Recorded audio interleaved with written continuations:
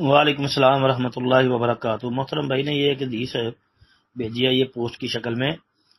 جس میں لکھا ہے کپڑے کو اس وقت تک پرانا نہ سمجھو جب تک کہ اس میں پیوند نہ لگا لو۔ ترمذی کی یہ روایت۔ اچھا جی، کہتے ہیں جی کیا یہ حدیث صحیح ہے اور حدیث نمبر سینڈ کر دیں۔ محترم بھائی یہ آپ کو حدیث ترمذی کے اندر جو ہے 1780 نمبر پر مل جائے گی، لیکن سند اس کی بہت زیادہ ضعیف ہے، اس لیے کہ اس میں ایک راوی ہے صالح بن حسان، وہ متروک الحدیث منکر الحدیث، اس پر محدثین کی شدید جرح ہے جی۔ تقریب اگر آپ دیکھیں، تقریب التہذیب ابن حجر اسقلانی رحمۃ اللہ علیہ کی جی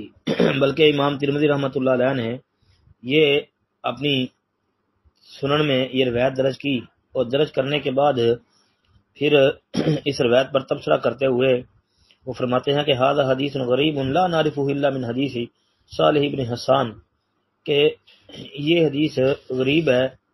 ہم اس کو صالح بن حسان کے علاوہ یعنی نہیں پہچانتے۔ ساتھ لکھتے ہیں کہ وسمعت محمدًا، کہ میں نے محمد سے سنا، محمد سے مراد امام بخاری رحمۃ اللہ علیہ ہے، محمد بن اسماعیل یعنی امام بخاری، کہتے ہیں میں نے ان سے سنا ہے، وہ کہتے تھے کہ صالح بن حسان منکر الحدیث ہے، صالح بن حسان جو ہے وہ منکر الحدیث ہے۔ اور پھر امام بخاری رحمۃ اللہ علیہ کا یہ مشہور و معروف قول کئی دفعہ میں نے گروپ کے اندر جو ہے وہ بیان کیا ہے